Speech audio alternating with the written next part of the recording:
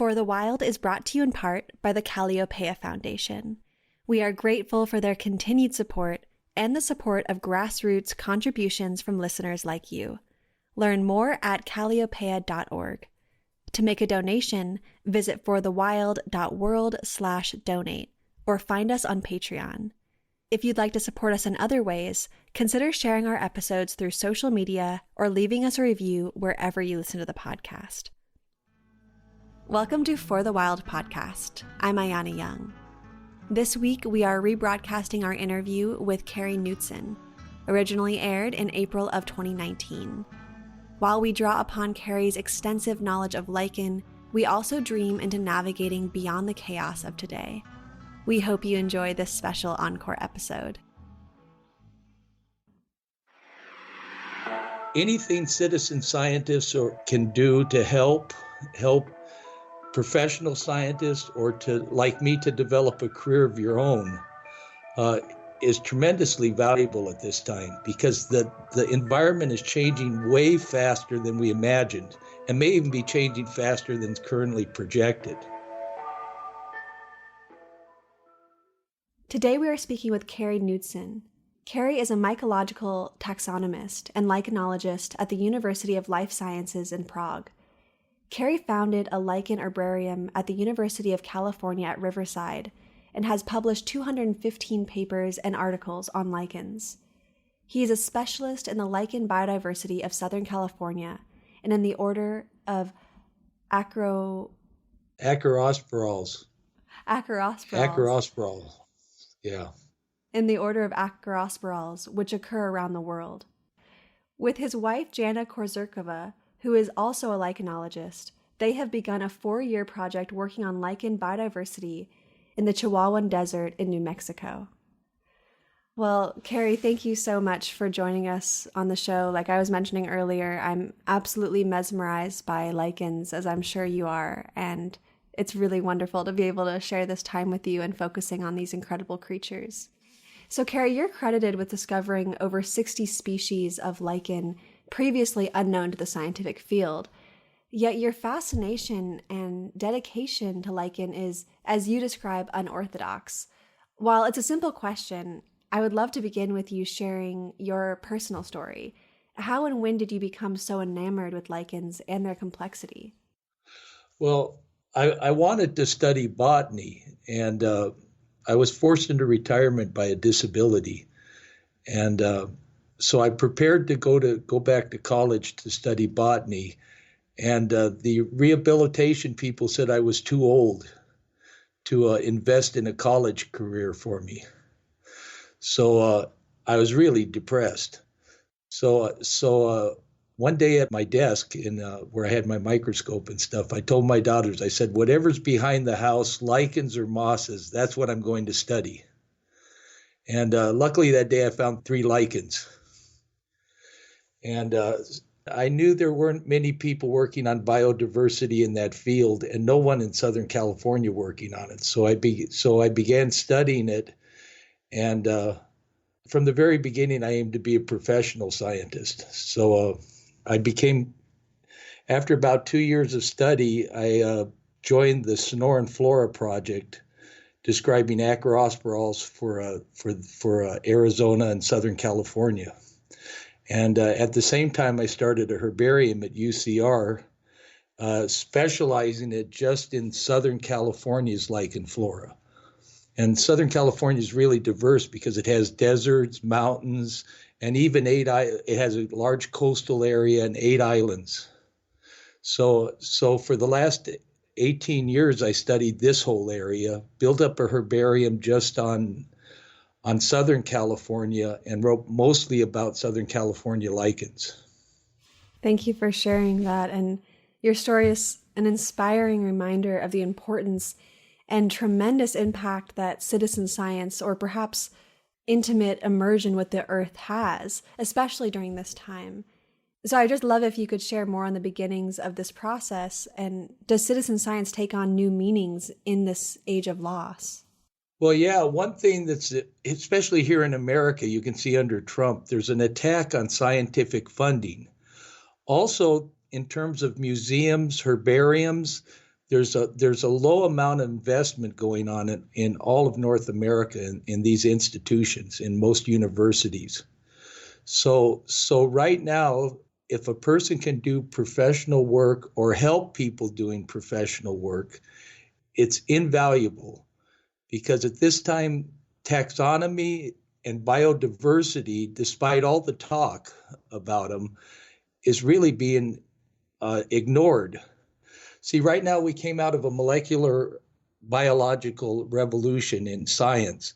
This is really important, and it'll be changed the whole 21st century how we look at this. But in this earlier phase, it was de-emphasized field work and understanding species in order to master the molecular biology. Now that's being balanced in the field now, but still there's a lagging in taking care of the biodiversity of the earth here, especially in North America. See, for instance, people studying biodiversity go down to the tropics, of course, because the Amazon, for instance, is being deforested at a tremendous rate. But at the same time, here in places like California, with climate change going on, you have constant droughts all through the Southwest, California included, and you're having these tremendous fires. For something slow growing like lichens or even rare plants, these fires come through and wipe out a whole habitat. As you know, some of these fires are as big as New Jersey that have happened in California. So anything citizen scientists can do to help professional scientists, or to, like me, to develop a career of your own, is tremendously valuable at this time, because the environment is changing way faster than we imagined, and may even be changing faster than currently projected. Mm-hmm, mm-hmm. I deeply agree with everything you said, from the importance of people becoming involved and knowing that they're really needed. People are really needed in supporting data collections, because although I do have some issues around data collections, but this type of biodiversity collections, I think, is so meaningful and important right now, because like you said, we're losing things quicker than we can even understand or project. Oh, yes, for sure. We're losing them fast. A good example is right now, we're working on a paper describing 6 new species for Southern California. And luckily, these are in the desert where they have a longer chance of lasting. But some of the stuff we recently described, we have only 2 or 3 locations of, in areas like in conifer forest where fires are happening at a really rapid rate. Mm-hmm. I'd imagine many of us, even those who see a great deal of beauty in lichen, may not know, much about their ancient presence. And I've read that some samples of lichen from the Arctic are over 8,000 years old, and that lichens as an organism have been around for perhaps 400 million years. So I'd really love if you could share some of the common traits of lichen, like their extraordinary long lifespans or their slow and steady growth. Yeah, most lichens grow really slow, like maybe a micron a year or so. There's exceptions in tropic areas and in some, like in the Arctic, some things like cladonias grow really fast. But overall, if you see, for instance, in the Mojave Desert here, you can see a lichen the size of a 50-cent piece or a silver dollar, and it can be 50 or 60 years old. The reason they grow so slow is they have an alga or cyanobacteria in it as a symbiont.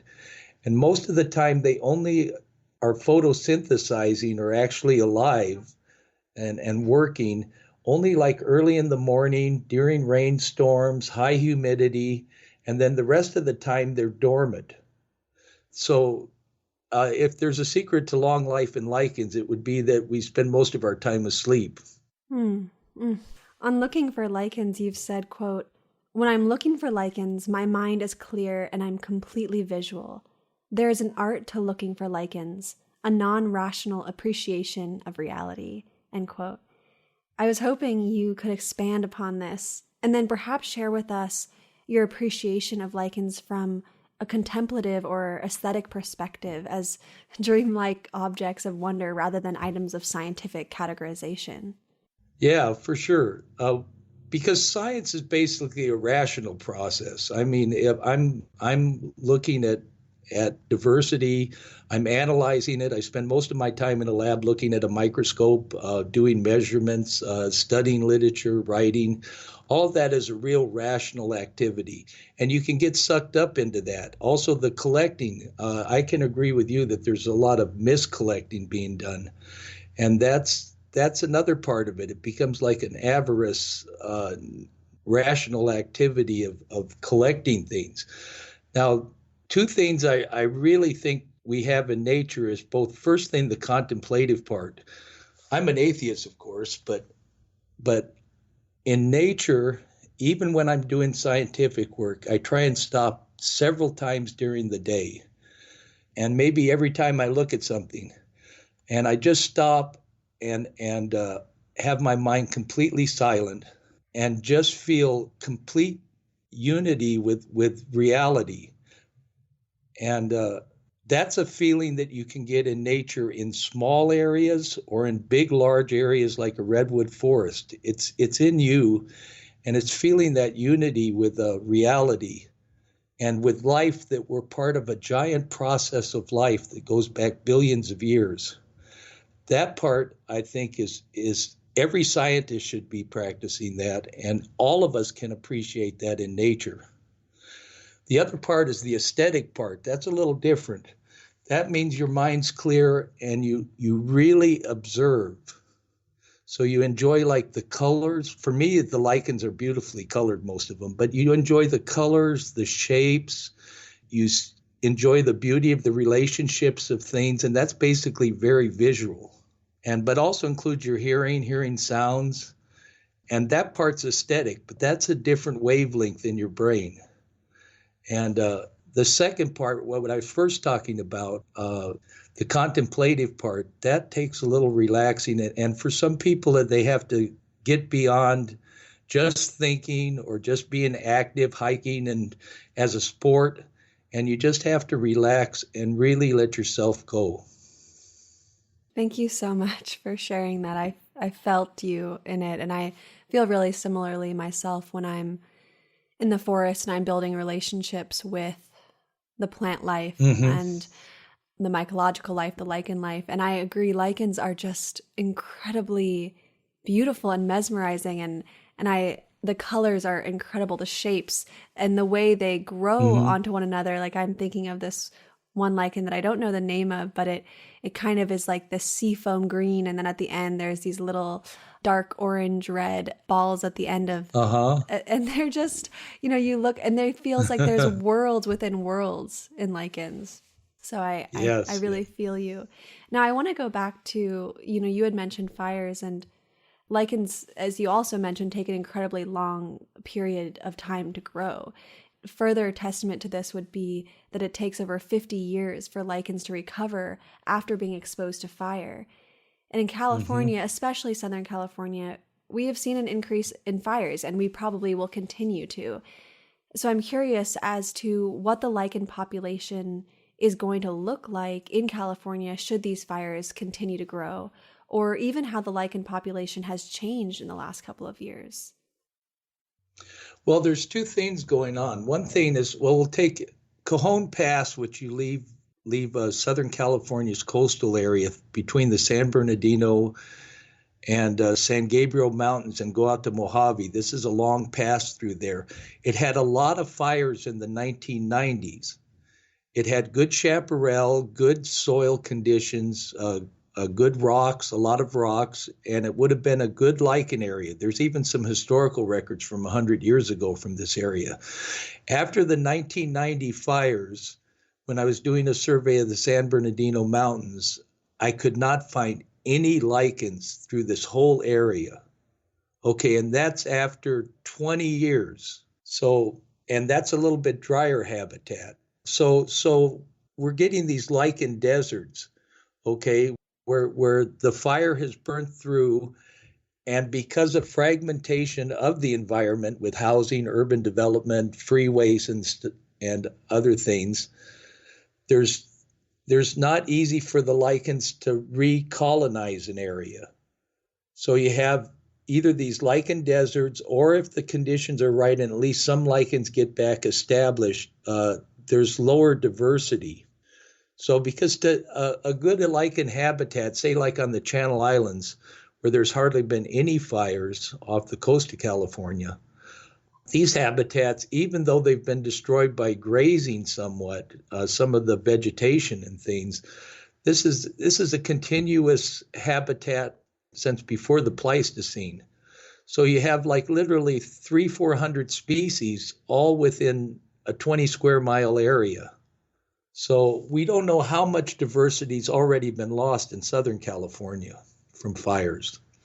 But I would say that there's one thing, another factor besides this not being able to recolonize well is during the Pleistocene, a place like Southern California or parts of the desert, even New Mexico, were a different habitat. They usually had summer and winter rains, and they were much more moister than they are now. A good example in Southern California is fir trees grew down to 1,500 feet. They're now up around 5,000 feet. And so you had a lot of things that had moved from the glacier south during the Pleistocene. And then as the climate changed into the Mediterranean period, and we grew, like, for instance, Southern California, and in Southern California, there's no summer rains. So as that climate developed, most of the species that had moved from the north in this direction began to disappear. In fact, many of the species are now, that we know were even collected at the beginning of the 20th century, are now 500 miles north of here. So those things have been disappearing for sure. In the Santa Monica Mountains, for instance, along the coast, okay, there was a collector of lichens there from 1890 to 1918. From 1890 to 1918, when he collected, it was the beginning of a period when the rainfall along the coast began to decrease. And there's been a general decrease since the turn of the 20th century in the amount of rain in Southern California. When this man died in 1918, he'd been collecting in the Santa Monica Mountains for over 20 years. And his records are at Harvard. Now, I went through all his records, and at least 70 lichen species that he collected, I could not find. And in the Santa Monica Mountains, for instance, this area is chaparral, oak trees, and chaparral can get really thick. If it stays moist year-round, it won't catch fire so bad. I mean, if it stays moist and there's constant rainfall and stuff, it's you don't have a drying out of the brush and stuff. But what happened is starting in the 1920s began large-scale fires. And so we can pretty well, except for some things like building highways along the coast, almost all of those 70 species disappeared probably within about 20 years. That's unbelievable to just learn how fragile these species are. Oh, yeah, because they can't reproduce fast enough. So. Well, additionally, as someone who is now studying lichen outside of Southern California, I was hoping you could speak to how lichen populations and diversity will change as a result of climate change, residential and commercial development, and pollution, especially pollution, which, as I understand it, is one of the most serious threats to the health of lichen. We already know that lichens aren't able to grow in cities or around industrial sites. So with the increased and widespread air pollution that is transpiring globally, it's apparent that lichens face more than just one threat. So to what extent are lichens facing endangerment? Is your immense cataloging and recording of lichens propelled by the understanding that the landscape is rapidly transforming?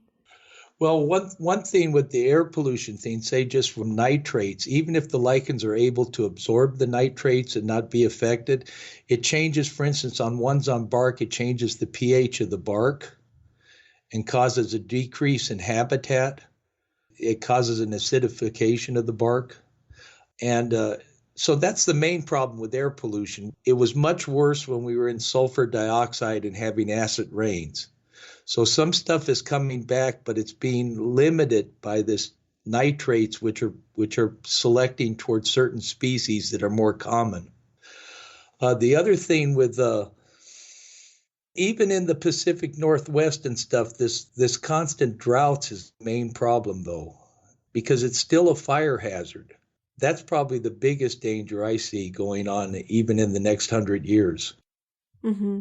But yeah, air pollution is a problem. But yeah, that's a problem here in Southern California too. But in my own observations in for instance Southern California, and this is an area with heavy nitrate pollution, we still have overall, if you just go even a little bit into the mountains or out into the desert, we still have high diversity. So that's not as serious as this fire thing. Even in the desert, for instance, in Joshua Tree, there's grass.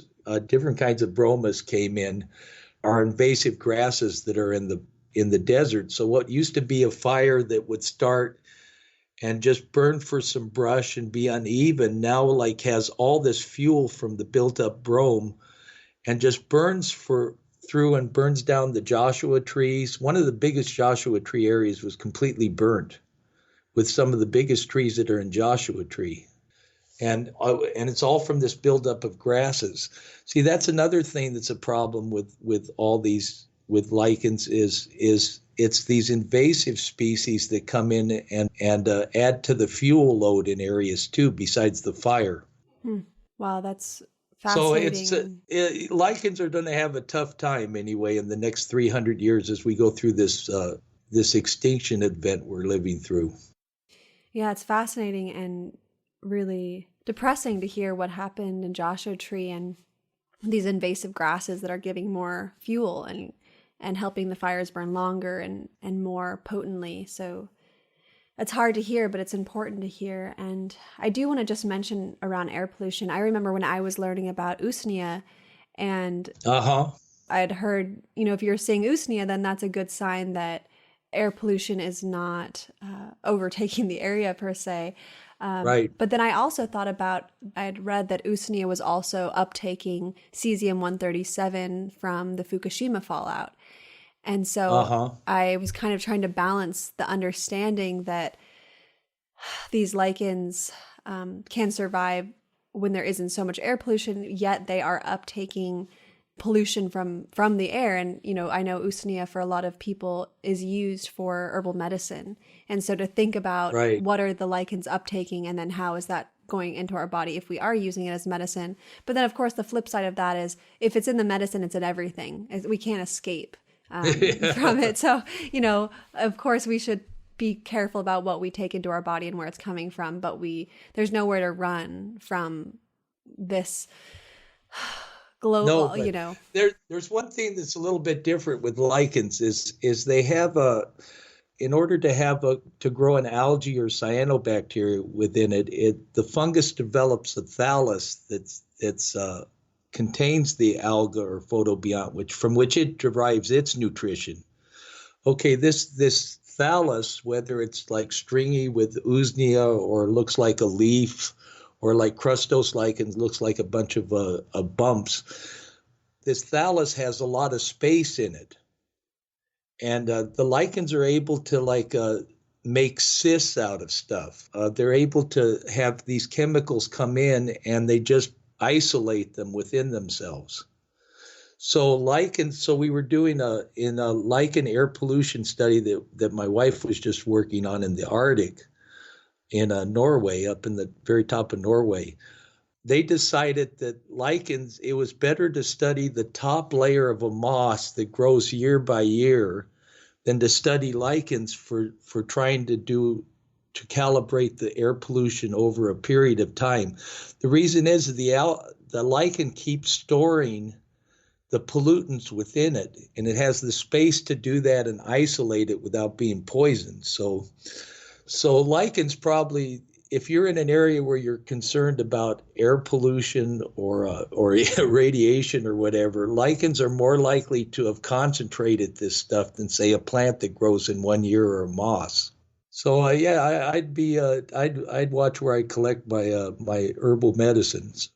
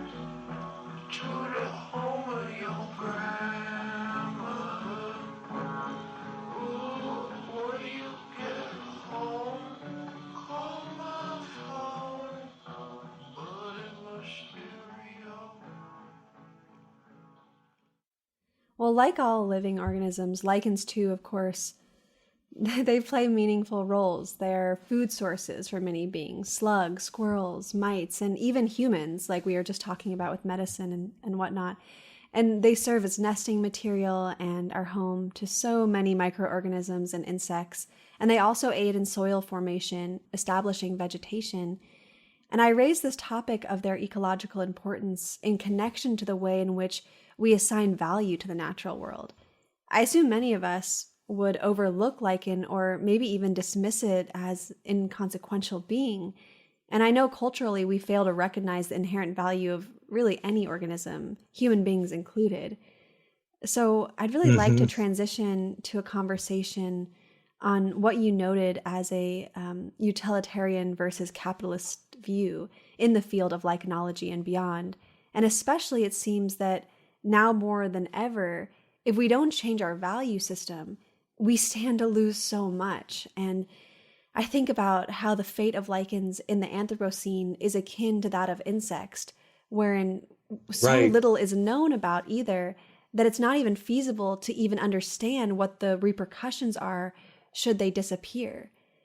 So how do these value systems influence the way in which we understand lichen? Well, I'll give you a good example of this attitude. I was giving a walk on one of the Channel Islands. Anacap Island, I think. I was giving a walk on Anacap Island for a bunch of people that were invited by the national park. See, lichens, no matter what people say, are basically, in terms of human use, useless. I mean, the few you can eat are so few. I mean, the use in medicine, we've been trying to learn if secondary metabolites in it can protect against cancer and stuff. We still have not got any cures for cancer out of lichens. Lichens are almost totally useless. In fact, in an area, say like the Mojave Desert has 150 species, Channel Islands has 450 species. In areas like this, almost every one of those lichens is totally useless in terms of human use.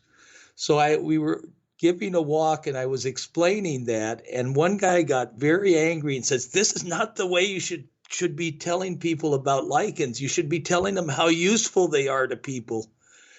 And the thing is that they're not useful. Just like most insects are not useful. Yes, they're useful for the total ecological landscape and relationships, but in direct utilitarian terms, they're useless. In fact, that's why lichen is not the best career to get into as a scientist either, because in most funding, starting back even with Obama, most funding for science is going into, quote, innovation, utilitarian values. I mean, utilitarian projects that can be end up being into enterprise and entrepreneurship. I myself deal with a field that is mostly useless to human beings in the direct sense. Most of nature is like that in terms of doing it in economic terms. I think we really have to move beyond.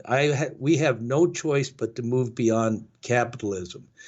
If we're not able to do that during the next 300 to 400 years, as the climate changes, as environments are just degraded by climate change, we could end up in a period that is just terrible. I mean, there's much more totalitarian than we are now. That's the thing I think is the saddest thing to me about what's going on with climate change, is because you see the world is being destroyed so quickly, the relationships before that, and it'll happen so fast. Like, for instance, rising of the oceans, when it really gets going, it'll happen within 100 years once the major ice fields melt.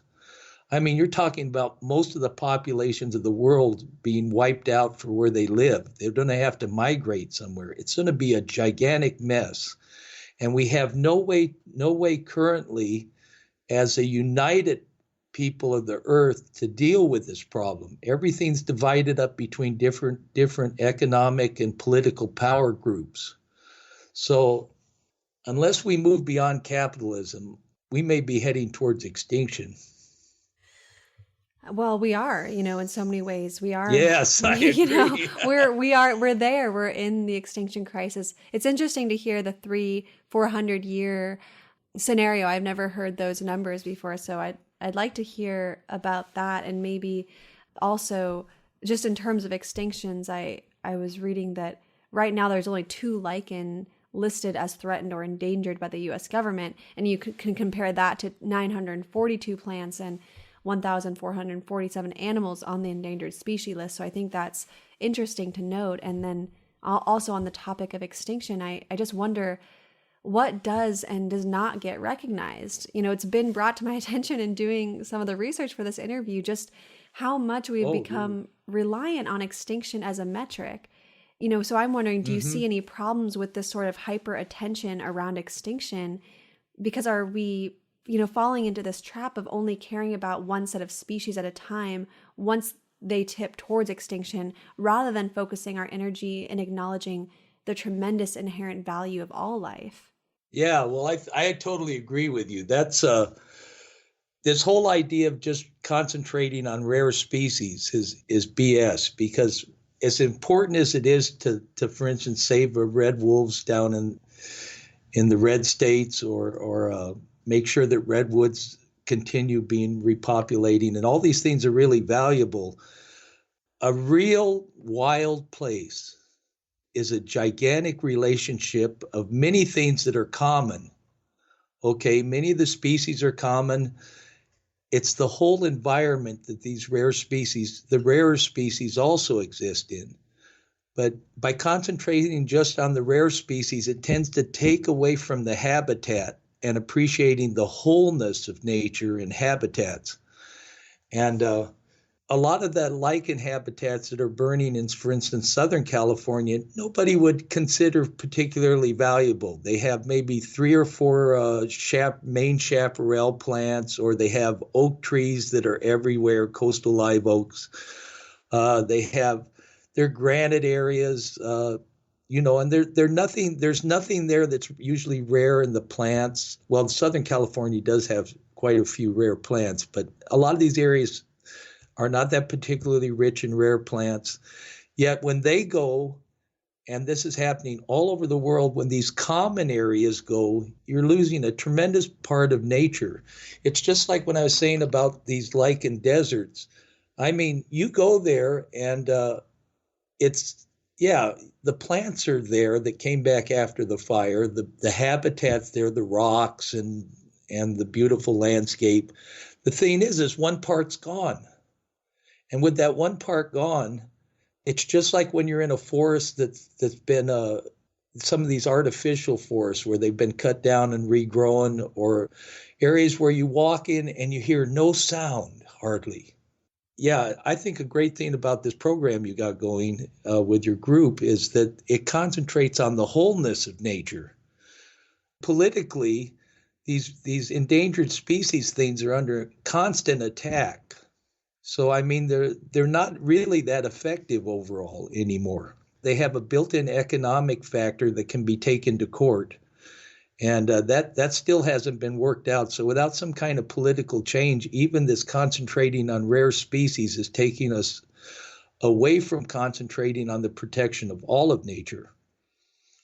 So the thing I was talking about 300 to 400 years is I believe that within 300 or 400 years we'll reach the worst part of this the melting. If we're gonna go through a melting of the polar ice cap and a raising of the ocean levels up to 90 feet, this should happen in, I would imagine, 400 or 500 years.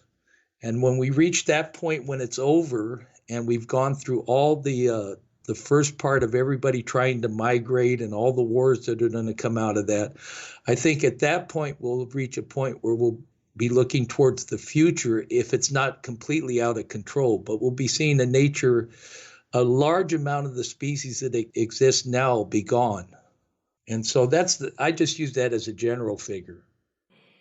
Well, now that we're into the conversation of extinction and capitalism and how we're here and what we have to do to, or what I hope that we do in order to protect as much as we can, it would appear to be such a delicate balance between challenging the institutional and structural powers that uphold the system we're in, while also working on an individual or conscious level. It would appear that there is a mass paralyzation by a state of unconsciousness. And I often think about how wounded we are as a society. And in a sense, it matters less what our governing bodies look like. For example, what does it mean to reject hierarchy and self-govern if ourselves remain untended? So I'm curious if you have any thoughts on direct action in changing society, or perhaps what do you think reality and fantasy is if the facade of our democratic government truly crumbled overnight? Well, firstly, I don't think we're that democratic here in the United States. But anyway, say, for instance, if it's possible for an end to capitalism, okay, I think we're entering the best possible period for this to happen. First thing we're facing a crisis that most people do not realize it now. Within the next 100 years, everybody will realize we're facing this. We're facing this in the same way we'd be facing an alien invasion. We're all in it. And then at that point, it's the first time in history that we all face a common enemy. And so I think that's one thing that'll be historically different than even the period we're living in now. The second thing is the failure of our current capitalist economy and the nation state, individual nation state organization we have of the world will have proven itself to most people that it's been a complete failure. Third, with the destruction of habitat, the vast migrations, the social chaos that'll come out of this, large areas that problems with food, all of these problems will create pressures to push people towards action. So real change, anytime in history, has to come from real factors more than one individual choice. And I think so. I think I'm really positive that if ever there is a chance for a major change, it'll come out of these terrible events. Because for once, we have a reason to be united as a people around the earth. I think you have to also keep in mind this. Okay, if you were living in Rome in the year 60, you wouldn't be able to imagine that there'd be anything beyond the Roman Empire. You might say, hey, man, I don't really like these people fighting each other in the Colosseum and killing each other, but well, anyway, it's happening here. You'd be complaining about, only rich people run this society I'm in. I run a bar down here. It's I have to pay the the Roman soldiers a bribe in order to operate here. You wouldn't be able to imagine, or living in Europe in the Middle Ages, that things would ever be different. And so we have to always keep that in mind, that while we should never be depressed completely by the period we live in. Massive changes could happen within the next 100 or 200 years, and there's no way we can imagine them or see how they're connected with our lives now. I can see, like, just say with this millennial thing that's going on about socialism, at least this understanding that government has to do more. It's not just a free market society. Okay, that's millions of people are coming to this conclusion. This is the way change happens. So there's a dynamic between your individual life. You should not feel like alienated because you can't, quote, do anything. For instance, I work on these lichens all the time. Okay, I write papers about them. I do inventories so people know what's in a particular area. I describe new species, many of which may not even be here in 100 years. Okay, that's all I have time to do. In the rest of my life, I've had time to raise a family where I had to do a lot of work for. And I don't feel depressed by what's happening. And that's all you can do. For instance, you're doing this show. You guys have a good foundation. I was glad to donate $25 to it. And that may not seem like enough, but it's all of what we can do as an individual is limited. We shouldn't feel like despair because we can't do more. I think we need to just keep moving in the direction we're all moving, and there's big cultural changes going on. And we just go with these cultural changes and believe that just like the butterfly that beats its wings and causes a rainstorm around the other side of the world, we have to embrace the chaos of our lives. I'm very hopeful for the future myself, but unfortunately, I think we're going to be entering into a new earth. So things are going to really change a lot, and it's unfortunate.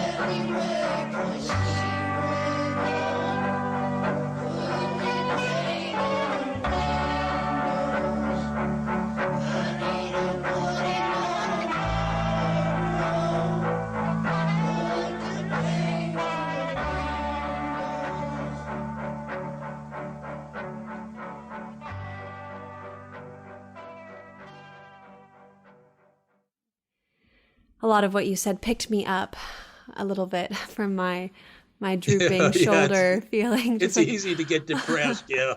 Yeah. So thank you for saying all that. And in terms of things that make me feel better and kind of pull me out of that dark hole that I know I can get into, and I'm sure many of the listeners can get into when we're learning about all the destruction, is, for me, it's the forest or the desert or any of these incredible landscapes. But thinking for me of the forest, when I look at lichen and moss and spend time in the deep forest, there's times that I'm reminded of fairy tales and of the magical stories that relate to the world of hidden forest and beyond. And in my mind, it's no accident that the forest is so often a canvas for magic. So, I'd love to ask a question that I hope isn't too far-fetched. I'm thinking back to our notions of value systems, but this time in the context of magic. More specifically, do you think the loss of or degeneration of magic in dominant culture coincides with the destruction of life itself? And would you say that simultaneously, as you learn about lichen, have you found magic of sorts that's accessed through deep attunement to and with the natural world? Well, I think that the essence of magic is imagination. In a modern world that we live in through our cultural changes, magic now is the ability to imagine the impossible. So just like we're talking about a world beyond capitalism, that's magic to imagine something beyond what we're living in now. And the places like the forests, studying lichens, what's really in that quietness that you get out of that, the deep experience, that gives you a space for the magic of imagination. And we have to imagine a world better than the one we live in now in order for it to come into being. And in nature is that space, is that silence where the imagination can grow. You turn off your cell phone, you turn off your computer, you don't watch any television, you go out there where it's nice and silent, and you get in touch with yourself and you get in touch with your dreams. And I think that's the magic that's in nature. I agree with you that imagination is magic and creativity. And I always think to myself, usually I am connected to a magic through the forest. And over this winter, things were really, really busy. And I felt at times that I was kind of drowning in the day-to-day bureaucracy of life. And I remember thinking to myself, I'm like, well, gosh, Ayana, magic isn't going to come in, creativity isn't going to come in if there's no place for it.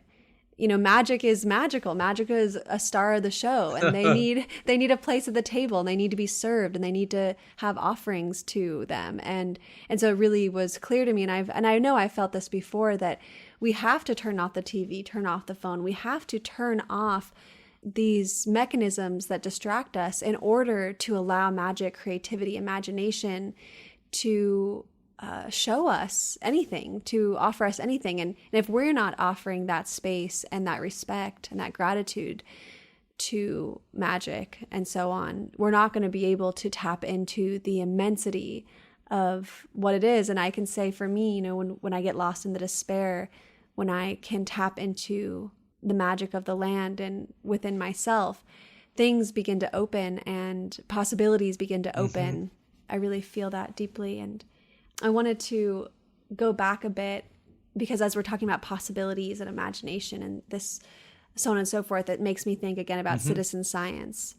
And for all those who are listening to this interview and they're wanting to step into the magical realm of lichens, or in really, any kind of science around, citizen science around the land, what are some tips or tools or advice that you would give those folks who really want to commit and really want to dedicate themselves to the service of these creatures? Well, at least here in the Pacific Northwest and in California, you could, first thing, there's books. Okay, there's books on lichens. And so the first part always in learning about an organism, okay, is the naming. Okay, I think the first part, actually the most important part, is to just get out there and experience and look, okay, and start to absorb whatever part of nature you're interested in. Then the naming comes in and you start to learn to name.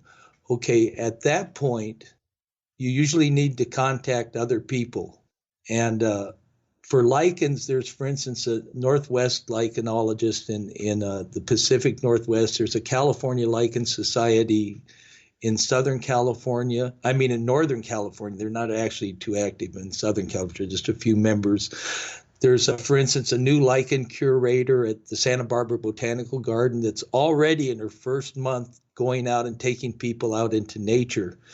You look for something like this. You may be too far away from something like that, so you don't give up.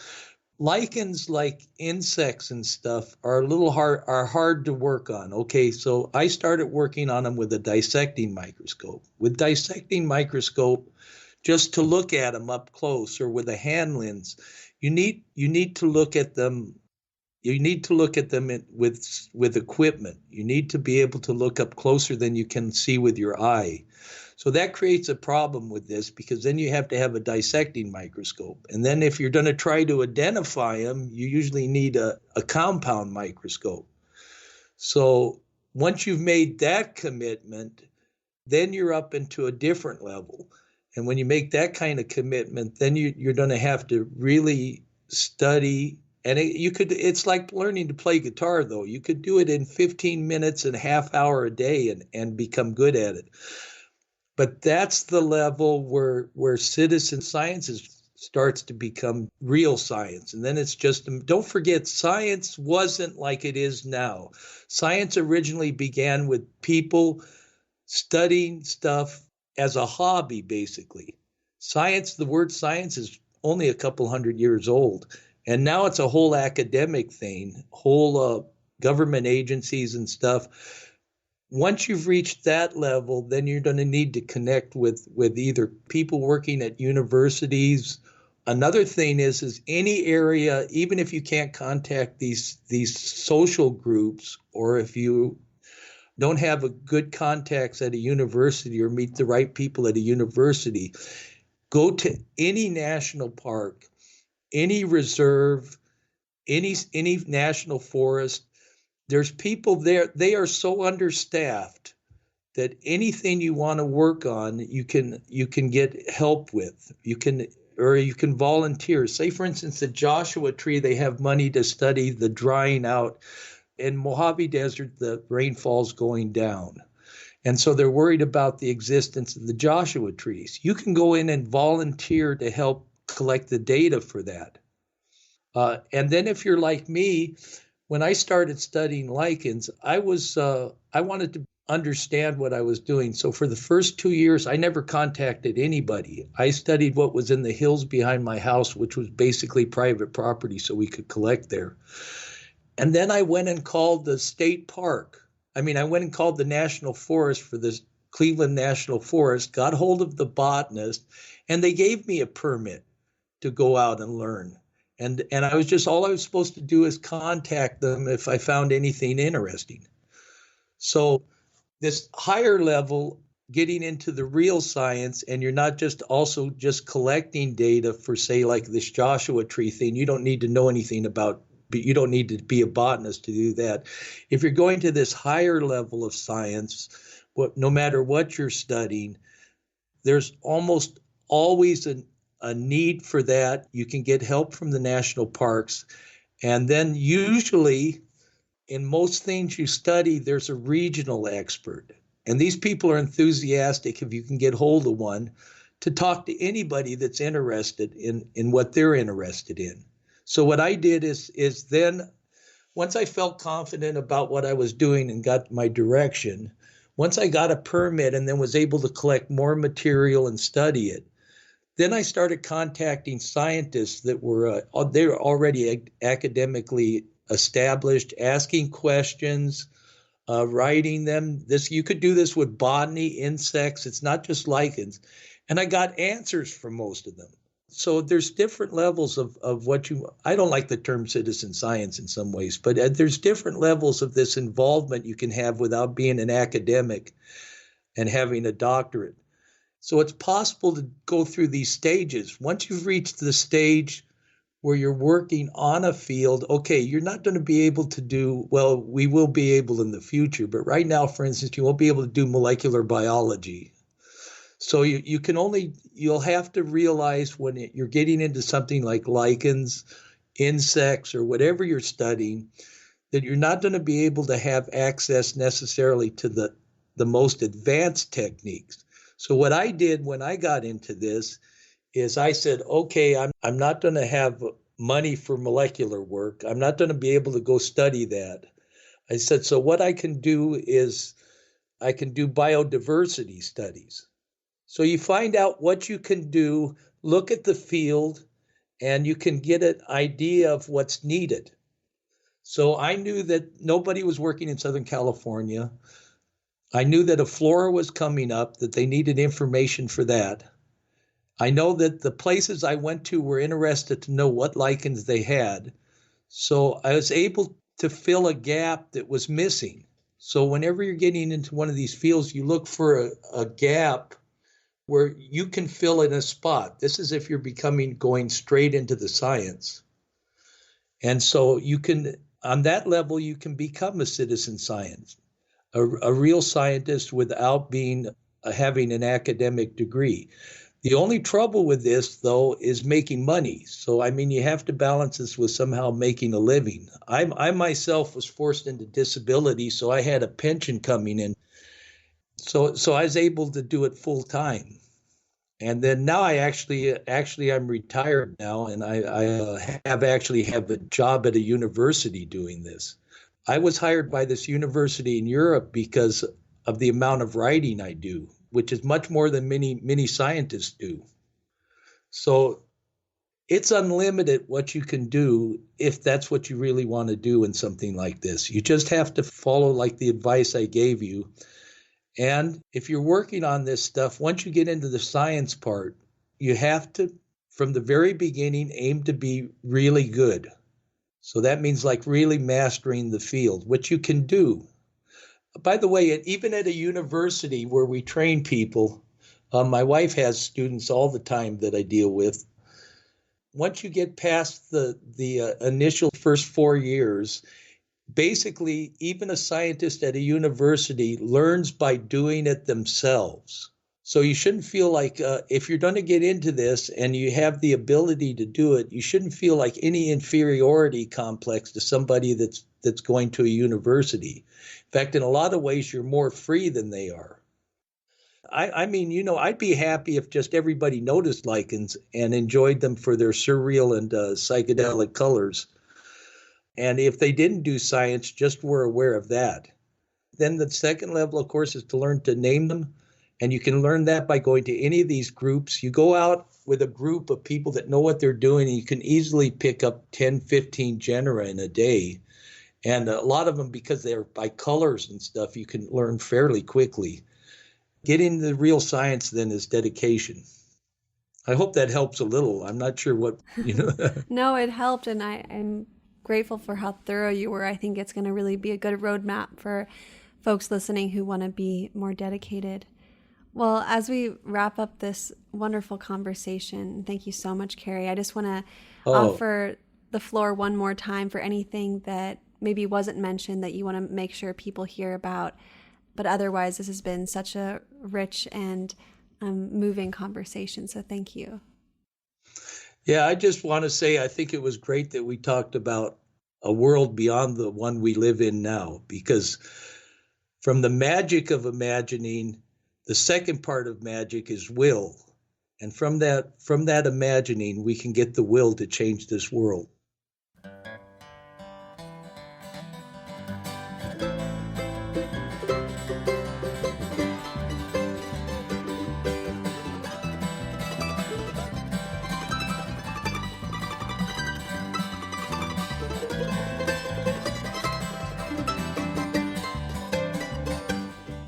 Thank you for listening to another episode of For the Wild podcast.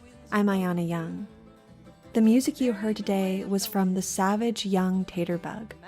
I'd like to thank our incredible podcast team, our podcast audio producer, Andrew Storrs, our media researcher and writer, Francesca Glassfell, Aaron Wise with social media coordination, Hannah Wilton with guest coordination, and Carter Lou McElroy, our podcast music coordinator. If you haven't already, please rate us on iTunes. Also, check us out at forthewild.world. And if you haven't already, you should definitely see what's happening over at Patreon. All right, thanks so much, and until next time.